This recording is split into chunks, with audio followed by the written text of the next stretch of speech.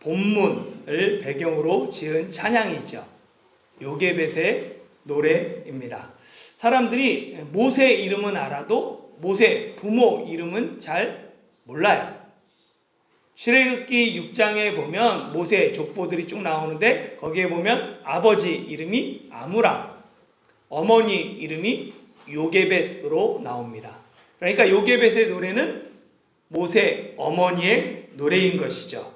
보면은 아이를 갈대 상자에 띄워서 나일강에 띄워보내는 그 어머니의 그 마음을 이 찬양이 잘 담고 있습니다.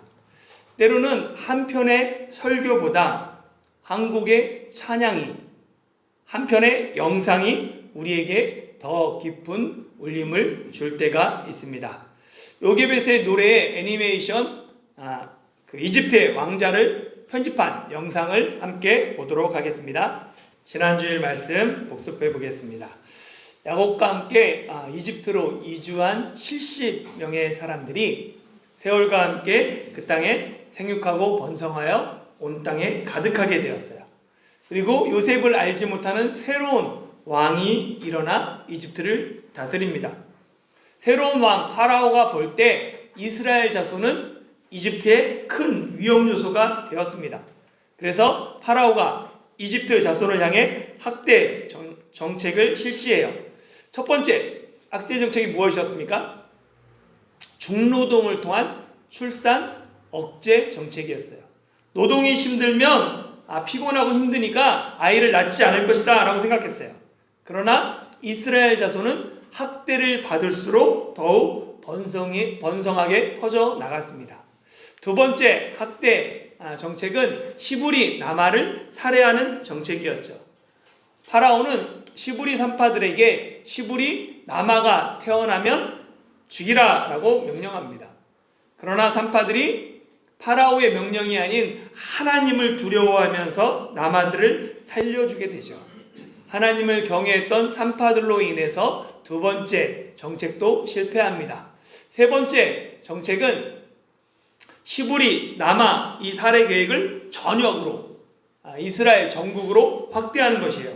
그래서 여아가 태어나면 살리지만 나마가 태어나면 나일강에 던지게 합니다. 파라오는 시부리 나마를 죽여서 이스라엘 자손을 영원한 노예로 삼고자 했어요. 이와 같은 시대 상황에서 한 레위인 남자와 레위인 여자가 결혼하고 그 사이에서 아기가 태어납니다. 가정에 아기가 태어나는 것 정말 기쁜 일이죠. 그런데 기뻐할 수가 없어요. 왜냐하면 아기가 아들이기 때문입니다. 아기가 태어나면 나일강에 던지라 라는 그 파라오의 명령이 있었기 때문에 그 가족은 아기가 태어났음에도 기뻐할 수 없었습니다. 세상에 어떤 부모도 자기 자식을 쉽게 포기하지 않아요. 그래서 그 부모도 아이를 석 달 동안 숨깁니다. 그런데 성경에 보면 아기가 잘생겨서 그 어머니가 그를 숨겼다라고 기록하고 있어요. 아기가 잘생겨서 숨겼다라는 이 말은 어떻게 보면 오해하기 좋은 말입니다. 만약에 아기가 못생겼어요. 그러면 숨기지 않습니까? 그냥 포기합니까? 이상하잖아요. 한국 속담 중에 고슴도치도 제 새끼는 하마마다라는 속담이 있어요. 이 하마마다라는 이 뜻이 털이 보드랍고 반지르르하다라는 뜻이에요. 오늘날은 하마마다라는 말을 잘 안 씁니다. 그래서 고슴도치도 제 새끼는 예쁘다 이렇게 얘기하는 거죠. 고슴도치 털 부드럽고 반지르합니까? 고슴도치 털은 가시예요. 바늘과 같은 가시입니다. 그렇기 때문에 부드러울 수가 없어요. 그럼에도 불구하고 그 어미가 볼 때는 고슴도치 그 털이 부드럽다라고 옹호한다는 거예요. 부모 눈에는 자기 자식이 제일 잘나고 귀여워요. 그 허물도 인정하지 않죠. 그렇기 때문에 아기가 못생겼든 잘생겼든 부모 마음은 똑같습니다. 세상에서 그 아이가 가장 이뻐요. 자식을 최대한 보호하고 사랑하는 것이 모성이며 어머니의 본능입니다. 그렇기 때문에 이 본문에 잘생겼다라는 말은 그냥 외모를 말하는 게 아니에요. 시브리어로 보면 잘생겼다에 해당하는 시브리어가 토부입니다. 창세기 1장에서 하나님 보시기에 좋았더라가 토부예요. 그래서 토부에는 좋다라는 뜻뿐만 아니라 아름답다, 존귀하다, 보배롭다, 뛰어나다라는 뜻들이 있어요. 그래서 중국어 성경에서 뭐라고 해석하고 있냐면 쭌메이로 하고 있어요. 또 보다에 해당하는 이 라는 그냥 단지 눈으로 보는 게 아닙니다. 깨닫고 알고 생각한다 라는 뜻을 가지고 있어요. 그러니까 요게벳은 단지 아들이 잘생겨서 숨긴 것이 아니에요. 요게벳이 아들을 보았을 때 이 아이가 하나님 앞에 존귀한 자다, 정말 보배로운 사람으로 쓰임받을 것이다 라는 것을 보자마자 알게 되었어요. 깨닫게 되었어요. 그래서 요게벳은 파라오의 그 엄명에도 불구하고 최대한 아이를 숨기고 있었습니다. 그러나 석 달이 지나자 더 이상 아기를 숨길 수 없게 되었어요. 이에 요게벳은 갈대 상자에다가 역청과 나무질을 칠하고 아기를 담아서 나일강에 갈대 그 밭 사이에 두게 됩니다. 그리고 그의 누나인 미리암은 아기가 어떻게 되는지 멀리서 이를 지켜보죠.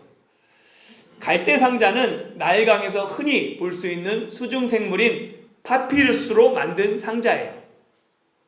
당시 이집트에서는 신전에서 바치는 서약 제물을 이 갈대 상자에 담아서 이 강에 띄워보내는 관습이 있었습니다.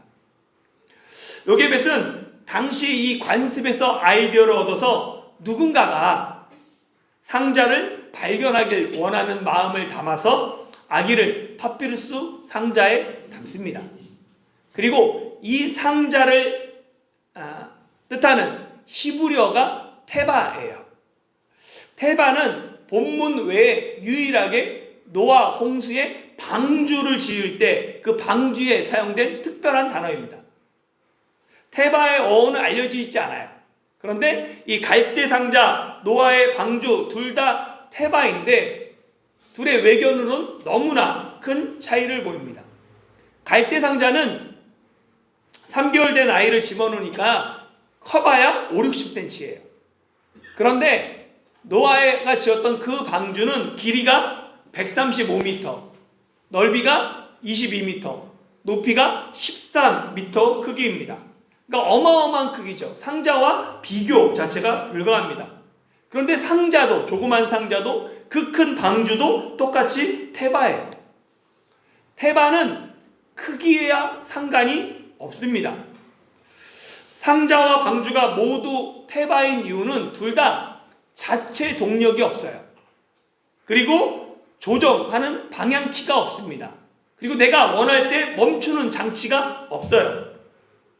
자체 동력이 없고 스스로 방향도 조절할 수 없고 스스로 정지할 수 없고 그저 물에만 뜨는 그 상자 형태의 탈 것이 테바입니다. 그래서 이 테바는 전적인 하나님의 보호하심, 인도하심을 의존해야 되는 특징을 가지고 있어요. 홍수 속에서 노아가 할 수 있는 것이 무엇이 있었을까요? 노아는 아무것도 할 수 없습니다. 노아는 그저 하늘을 향해 난 창을 향해 하나님의 은혜를 구할 뿐이에요. 요게벳이 아기를 상자에 담아 나일강에 던지면서 아이를 위해 할 수 있는 것이 아무것도 없습니다. 그저 하나님의 손에 그 아기를 맡길 뿐입니다. 노아도 모세도 테바의 몸을 맡김으로 말미암아 생명을 보존했습니다. 오직 하나님의 인도하심, 보호하심을 바라며 물에서부터 생명을 구원하는 도구가 테바이죠. 그래서 이 테바는 구원을 상징합니다. 구원은 내 힘으로 될 수 있는 것이 없어요. 내가 노력한다고 내 능력으로 구원받을 수 있는 것이 아닙니다. 또한 반대로 구원은 내 힘으로 거부할 수도 없어요. 이를 깔뱅주의에서는 불가항력적 은혜다라고 불렀습니다. 그저 우리를 구원하신 하나님 앞에 감사할 뿐입니다. 테바는 거친 세상의 물결 속에서 우리를 보호하고 우리를 인도하고 우리를 구원하는 하나님의 은혜입니다. 바로 이 테바가 예수 그리스도를 상징해요. 노아가 방주 안에서 구원받은 것처럼, 모세가 상자 안에서 구원받은 것처럼 우리는 예수 그리스도 안에서 구원받습니다. 예수님이 테바가 되셔서 우리 생명을 안전하게 보호하시고 구원하신다라는 이 진리를 굳게 붙드시고 믿으시기를 바랍니다. 이 어머니 요게벳에게는 믿음이 있었어요. 하나님이 반드시 이 아이를 보호할 것이다, 구원할 것이다 라는 그 믿음을 가지고 갈대상자에 아기를 담아 강에 띄웁니다. 그래서 이 요게벳이 아이를 살리려고 했던 이 모든 행동을 히브리서는 믿음으로 규정해요. 같이 한번 읽어볼까요? 11장 23절 시작. 믿음으로 모세가 낳았을 때 그 부모가 아름다운 아이임을 보고 석 달 동안 숨겨 왕의 명령을 무서워하지 아니하였으며. 아멘. 모세의 부모가 파라오의 명령을 무서워하지 않고 아기를 석 달 동안 숨긴 것, 무엇 때문이라고 말해요? 믿음으로. 그들에게 믿음이 있었기 때문입니다. 하나님 보시기에 아름다운 이 아이, 그것을 하나님 앞에 정말로 보호하고 그리고 하나님께서 이 아이를 통해 일하실 것이라는 믿음이 부모에게 있었어요. 3개월 후에 더 이상 아기를 숨길 수 없어서 비록 나일강에 아이를 던지지만 하나님이 반드시 이 아이를 지키실 것이다, 구원하실 것이다 라는 믿음이 부모에게 있었습니다. 믿음이 있었기 때문에 요게벳은 갈대상자에 역청과 나무진을 꼼꼼하게 칠하면서 물이 들어오는 것을 막습니다. 그리고 나일강, 갈대 사이에 아이를 두게 되죠. 하나님이 아기를 구원할 것이다, 살릴 것이라는 믿음은 그 누나인 미리암에게도 있었어요. 그렇기 때문에 누나는 아기가 어떻게 되는지 알고자 멀리서 지켜봅니다. 하나님이 이 아이를 살릴 것이라는 믿음과 소망이 있기 때문에 미리암은 그 자리를 떠나지 못해요. 그리고 어떻게 되는지, 하나님이 어떻게 일하시는지 보고자 했습니다. 아버지 아므람과 어머니 요게벳, 누나 미리암은 자신이 할 수 있는 것들을 최선을 다했어요. 하나님이 살릴 것이라는 믿음이 있어서 그냥 손 놓고 있는 것이 아니라 내가 할 수 있는 것을 최선을 다하고 끝까지 하나님께 소망을 두며, 그리고 믿음을 잃지 않았죠. 그리고 그들의 믿음과 소망에 하나님이 역사하십니다. 우리 출애굽기 2장 5절 6절 같이 한번 읽어볼까요? 시작. 바로의 딸이 목욕하러 나일 강으로 내려오고 시녀들은 나일 강가를 거닐 때에 그가 갈대 사이에 상자를 보고 시녀를 보내어 가져다가 열고 그 아이를 보니 아기가 우는지라. 그가 그를 불쌍히 여겨 이르되 이는 시브리 사람의 아기로다. 아멘. 파라오의 딸이 목욕하기 위해 나일강에 내려오고 그 공주의 시녀들은 나일강가를 거닐 때 공주가 갈대 그 사이에서 상자를 봅니다. 호기심을 느낀 공주가 시녀들을 보내 갈대 상자를 가져오게 하고 상자를 열자 그 안에 시브리 아이가 있는데 그가 우는 거예요.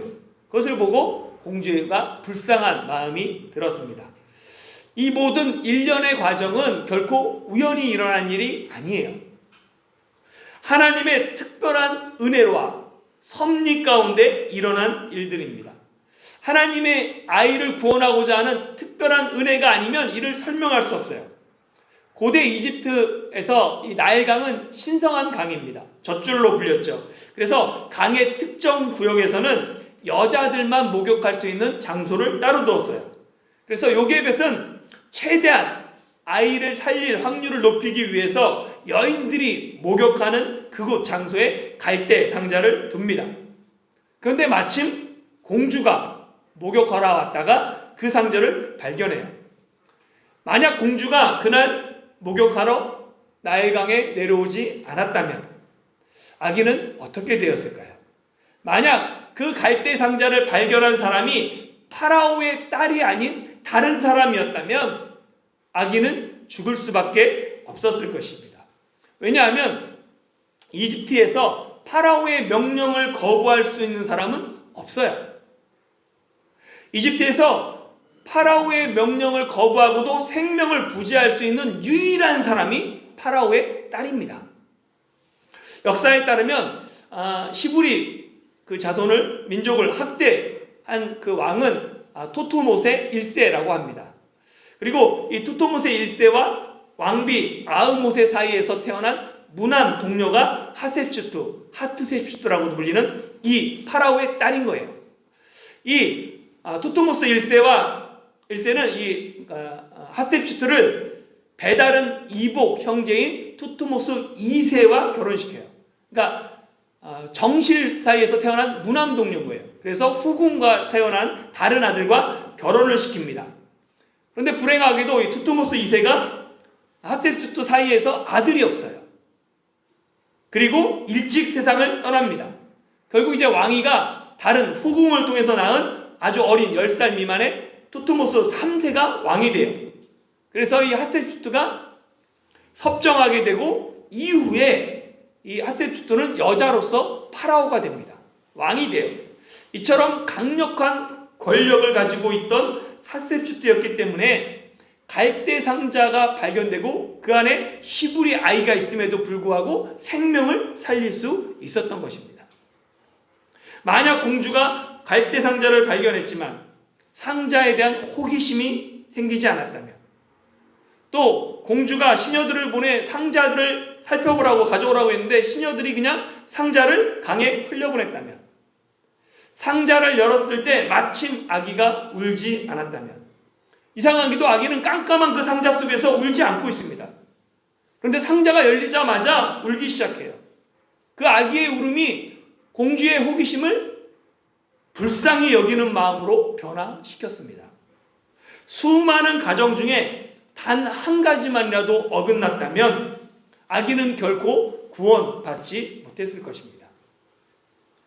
그렇기에 아기가 구원받은 것 전적인 하나님의 은혜이며 하나님의 계획하심입니다. 아기가 파라오의 딸에게 구원받는 것을 멀리서 지켜본 미리암이 이때를 놓치지 않고 공주에게 달려가요. 그리고 자기가 아기의 젖을 먹일 시부리 유모를 불러오겠다라고 말합니다. 파라오의 딸이 이를 허락하자 미리암은 어머니 요게벳을 불러와요. 결국 요게벳은 공주에게 돈을 받으면서 모세를 양육합니다. 당시 시부리 사람들이 강제 노역으로 인해서 자녀를 양육할 시간조차 부족했어요. 잘 먹일 수도 잘 키울 수도 없었죠. 그런데 요게벳은 도리어 자기 아들을 양육하면서 공주로부터 돈까지, 양육비까지 받았던 것입니다. 그리고 요게벳은 아이가 자라자 파라오의 딸에게 데려갔고 파라오의 딸이 그를 아들로, 양자로 삼습니다. 그리고 이름을 모세라고 지어요. 이집트어 모는 물을 뜻하고 우세스는 건져낸 받다라는 뜻입니다. 원래 모세의 이름은 모우세스예요. 이게 이집트식 이름인데 그게 히브리식 이름이 되면서 모세가 되었습니다. 물에서 건져내 구원받은 모세가 후에 이스라엘 자손을 이끌고 물을 건너 구원하는 자가 됩니다. 모세가 구원하는 자, 하나님의 구속사에 쓰임받기 위해서는 훈련이 필요해요. 하나님은 모세를 두 가지 방면에서 훈련시키십니다. 첫 번째는 가정에서 신앙을 훈련하세요. 당시 아기가 젖될 때를 학자들마다 좀 다르지만 크게 보면 5살 미만이라고 합니다. 이때 교육이 평생을 좌우해요. 한국 속담 중에 3살 버릇 여든까지 간다라는 속담이 있죠. 30년 전 베스트셀러 중에 내가 정말 알아야 할 모든 것은 언제 알았다고 그래요? 유치원에서 알았다, 유치원에서 배웠다라는 책이 있죠. 모두 다 어렸을 때 교육이 중요하다라는 것을 강조하는 말입니다. 심리학에서는 6세 이전의 교육이 그 아이의 평생을 좌우한다라고 말하죠. 그래서 6세 이전에 부모로부터 충분하게 지지와 격려와 칭찬받은 아이는 자아가 건강한 아이로 성장한다라고 이야기합니다. 모세는 가장 중요한 시기를 엄마 품에서 엄마의 젖을 먹으며 히브리인으로 교육받고 성장하게 됩니다. 이집트의 문화와 종교에 동화되기 전에 모세는 가정에서 먼저 여호와 신앙을 교육받았어요. 어렸을 때 신앙 교육을 받았기 때문에 모세는 자라서도 이집트 왕자의 신분과 그리고 노예로 고통받고 있는 민족의 아픔 사이에서 고민하게 됩니다. 그리고 시부리 민족 고난받는 거 참지 못하게 되는 거죠. 그 밑바탕에는 어머니의 신앙 교육이 있었기 때문입니다.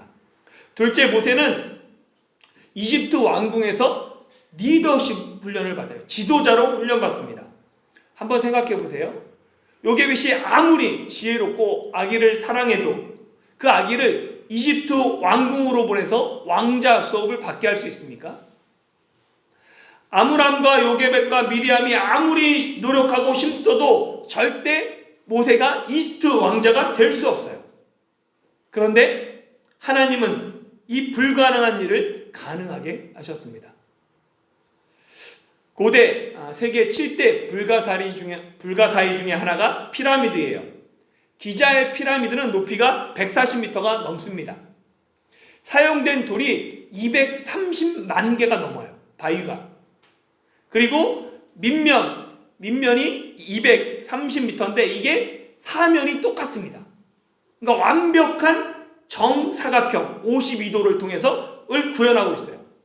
고대에 어떻게 이런 거대한 건축물을 건축했을까? 이것이 지금까지도 불가사의로 남아 있습니다. 이러한 피라미드를 건축하기 위해서는 수학뿐만 아니라 건축기술뿐만 아니라 군사, 정치, 경제, 법률, 문화 등이 뒷받침되어야지 가능한 거예요. 그런데 시부리 노예 출신인 모세가 이런 학문을 접하고 배울 수 있는 기회가 있을까요? 모세가 이스라엘 민족을 인도하기 위해서는 왕의 학문을 배워 지도자가 되어야 됩니다.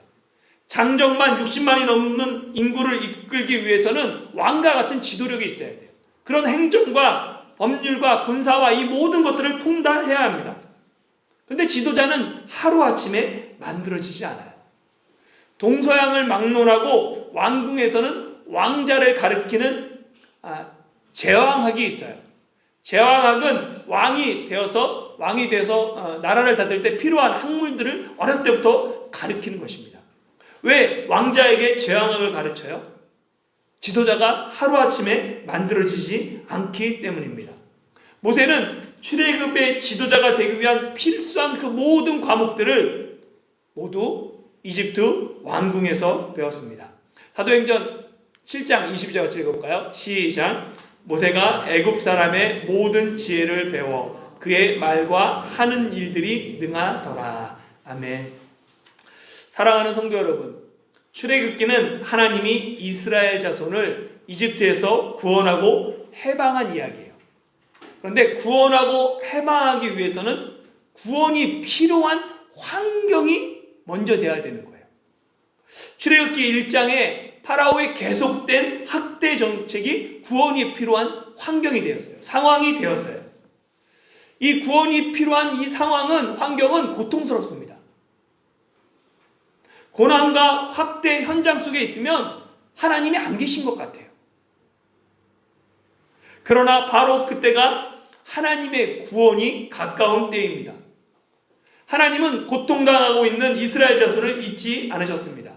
그들을 위해 모세를 준비시키십니다.